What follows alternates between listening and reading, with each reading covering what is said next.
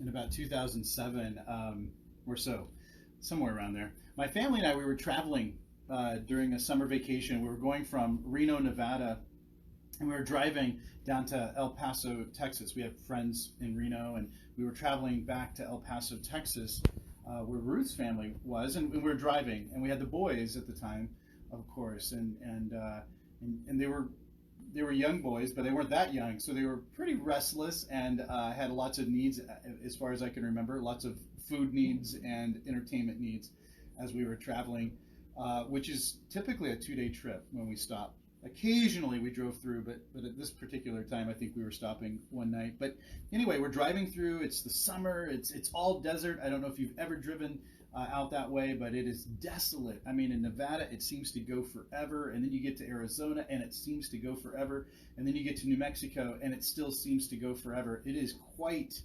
a drive. And so anyway, we had a laptop. This is 2007, and in the laptop, Ruth had figured to do some movies, to get some movies, and we had bought some at Walmart or something. And so we were just playing movies as we were going down, driving these many hours.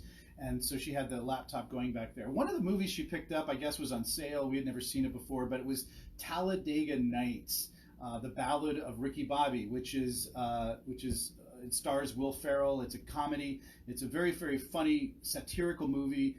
Plays a lot on, especially my North Carolinians will appreciate it, but it plays a lot on NASCAR culture. And it's an outrageously funny movie.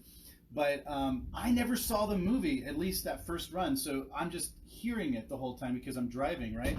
And so I hear the movie the entire time as we're driving through desert, and I'm just listening to this film and just imagining what it looks like. Well, the one particular motto or mantra that Ricky Bobby, this famed NASCAR driver, it's all fictional, but he has this motto he lives by. And the motto is, if you ain't first, then you're last. And it's kind of funny. It's this whole idea that either you're first or you're nothing. And it kind of resonates a lot with American culture, with competitive spirit. It's this idea that you have to be first all the time. And I'll never forget it. I mean, that stuck into my head for so long. If you ain't first, then you're last. And so the idea is you never want to be anything but first, because if you're not, then you might as well be in last place. Now, most people, maybe not publicly, but certainly privately, I would say most people want to be in first place. It's kind of in our, I don't know, in our makeup or socialization, I'm not sure, but this idea of being first is always kind of there. We always want to outperform others. I mean, not to their detriment necessarily. We're not mean-spirited, all of us. Some of us might be, I don't know, but I'm just saying, a lot of us just want to be, at the top. We want to be praised for the good work we do, or we want to be exceptional at what we do. That's typically how a lot of us think. Again, maybe not outwardly, but certainly privately, kind of deep in the recesses of our minds, we think that way sometimes. And I think our culture definitely cultivates it, for sure. I mean, it's almost a character trait that we value in our culture, this idea of being competitive or being first. And Ricky Bobby was playing on that. That whole movie is about that kind of drive. No, the desire to be placed at the head of the line or in a place of honor is not a unique one to us. Our culture, however, has rules, like any culture, social rules, and at least on the surface, of valuing everyone taking their turn, though. That seems to be something that we value, and a lot of cultures value different versions of that.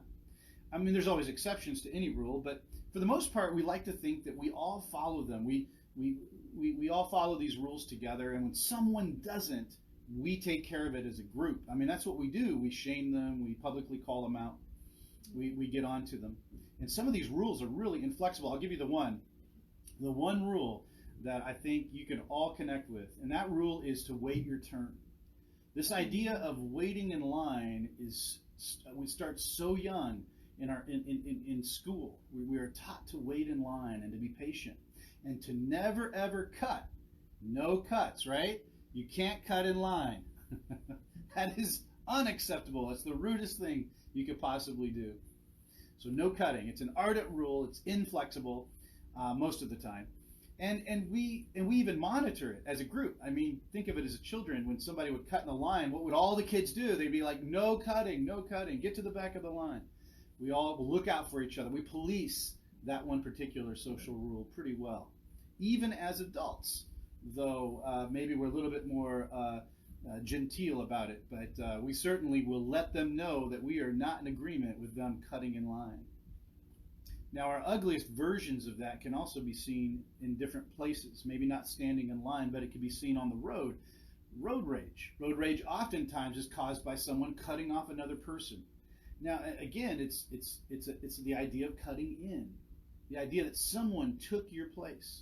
Someone's trying to squeeze into a place. They're getting out of order. And road rage, as you know, ends up in some pretty dark places. People chase each other down, physical fights, and even ends in death. It is something not to be messed with, but it goes back to kind of that social norm of valuing order.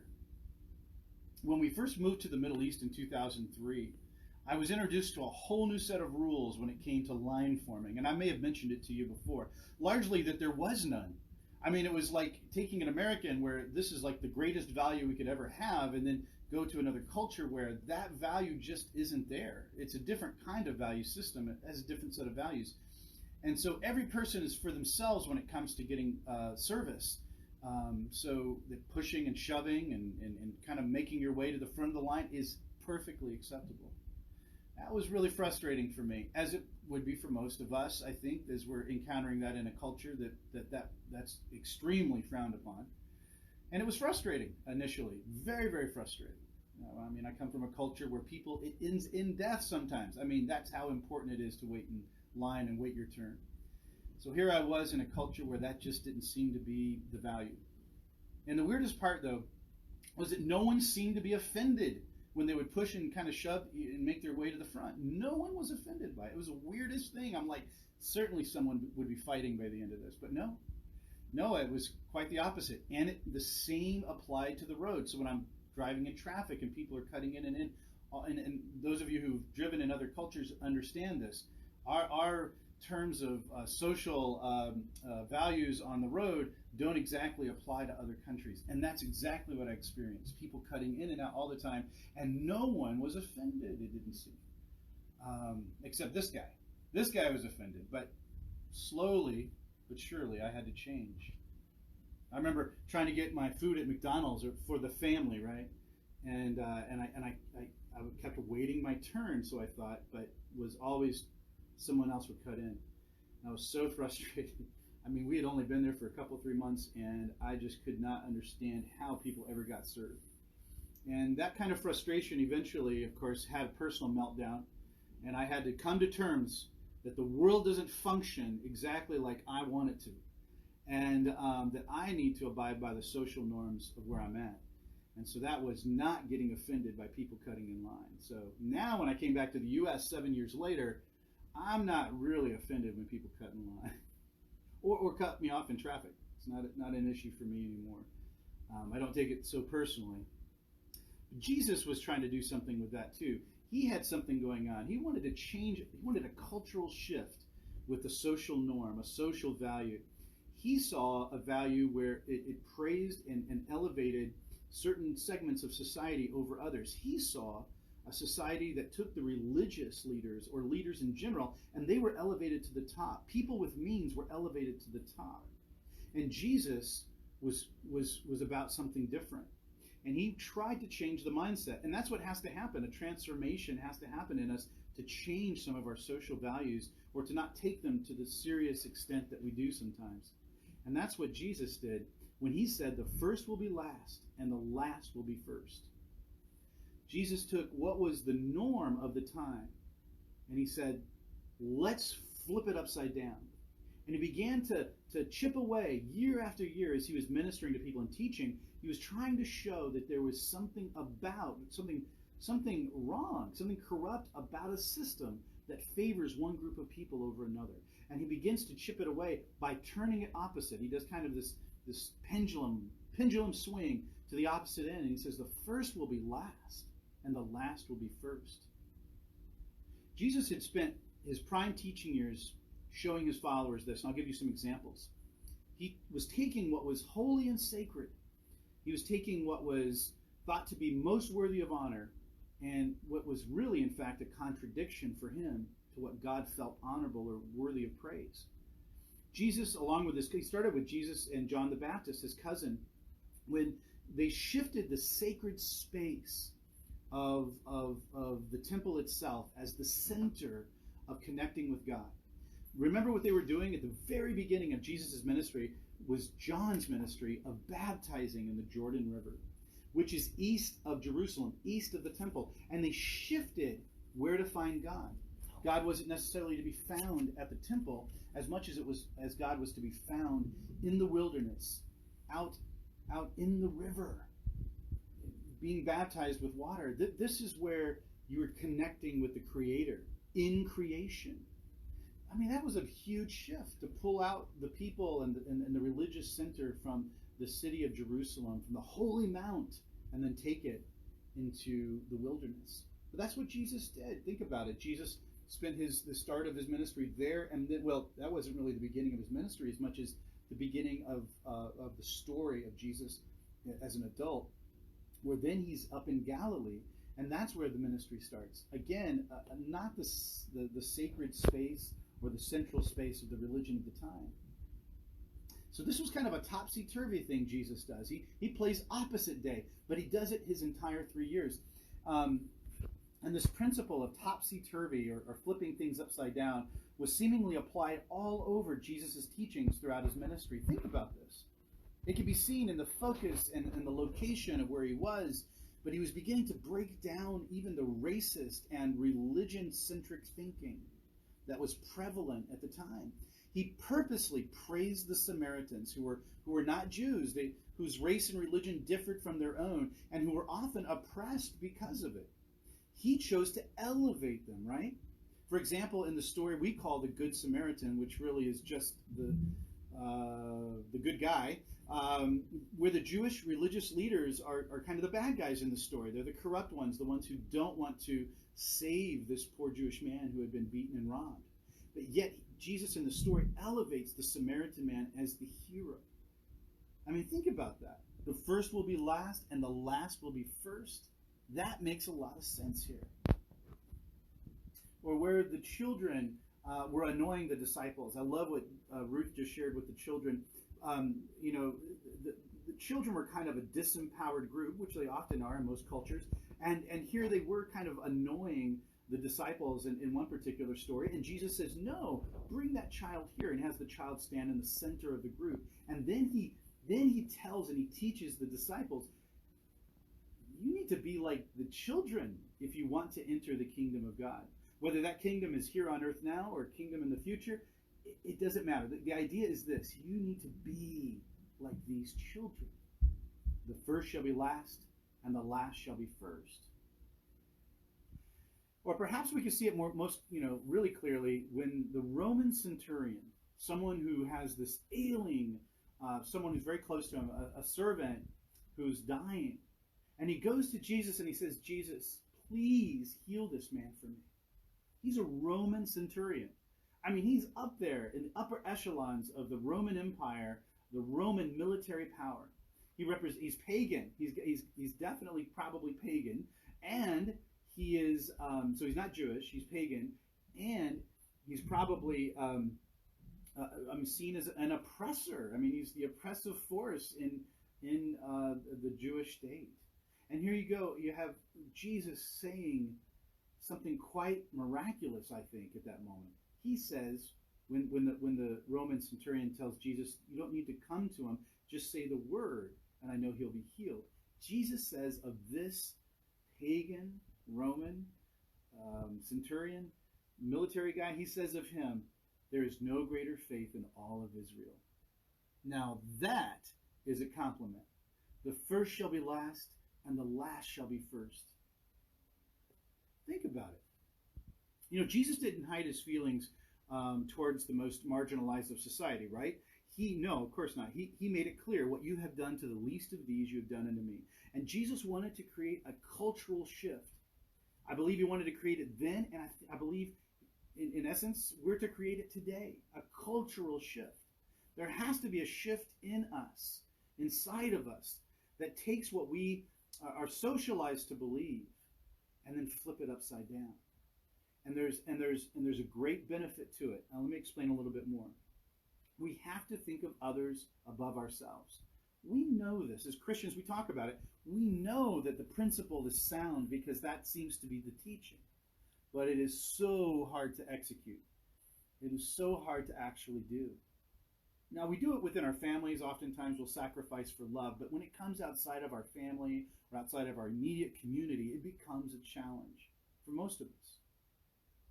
But by doing it, we begin to teach the generations that come after us the power of putting others before ourselves. It starts with how we view others. Like in Jesus' parable about the vineyard owner that Gary just read for us. It talks about the man, having people come and work in his vineyard. Starting at the beginning of the day, he's going to give them a daily rate for their labor. But then he needs more workers and he hires more people all along the day. But he pays them the same amount for a day's worth of work. And then the people become upset. Those who had started at the beginning of the day are upset because they're getting paid, not because they're getting paid less, they're just upset because the other people are getting paid more than they probably should in their mind. It's unjust. But then the owner says, hold on, this is my money. Why are you worried about how much I pay another person? Why is that your business? How generous I am. Well, that's the question for all of us.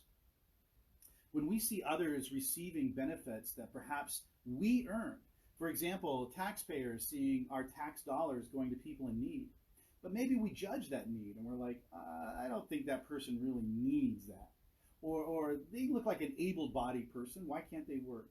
When we get caught up in this jealousy or this envy or this idea that we have to micromanage the lives of other people to make them worthy of our generosity or of love or compassion or whatever it is. When we set ourselves up to be those kinds of judges, Jesus said what? Jesus says, judge not lest ye be judged, right? The idea is once you begin to go down the road of judging on that level, is that you are taking on then that you're really highlighting your own insecurities, your own issues with yourself, and you're putting them out front to be also judged. But Jesus, topsy-turvy. The first shall be last, and the last shall be first. He admonishes us to no longer view the world with those kinds of eyes. If you're going to view, and your equality is about making sure that people who are in need but are receiving a generous help, that if that becomes your kind of operation to try to somehow squelch that, change that, or if that's your view of justice, then you're probably not in line with how Jesus saw his ministry. His ministry was about loving other people and letting the Mosaic law even speak for itself. Think about that, what Susan Henderson read for us in Deuteronomy. I mean, it was all about take care of those in need. Everyone's needy. Make sure that those who are in need are taken care of. Make that your priority. We shouldn't be getting jealous or angry because there are people in greater need than we are. We must be grateful whenever and by whatever means that need can be somewhat alleviated. Regardless, we should be happy about that. We should rejoice, not be embittered. And I think that was Jesus' idea. We should be happy for those who even receive a little more because they probably needed it. And that's got to be our mindset. They need it. We should strive to help, not hoard.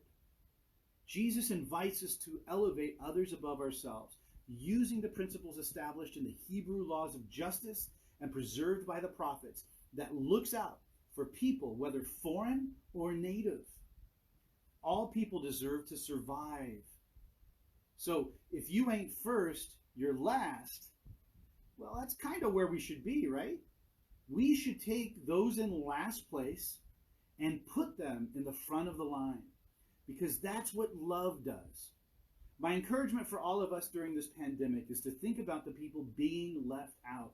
The refugees in our country who cannot work because of coronavirus, or who will not receive any stimulus help because they have not been able to file taxes yet due to the processing of their refugee applications. There are many who fall in this category, millions. There are many, many, many all around us who cannot benefit, who are deeply affected by the coronavirus. So my thoughts and my encouragement for all of us is that we look beyond ourselves and we begin to look for those who have been put by society in last place, and then to work to put them in first place. First place in our hearts, first place in society itself, first place in the economic ladder, first place everywhere. Begin to take those who are in last and put them in first, and I'm telling you, you are falling so in line with Jesus' own teachings that you can't go wrong with it. And if you are to go wrong, wouldn't it be better to be wrong generously and graciously than to be wrong on the other side?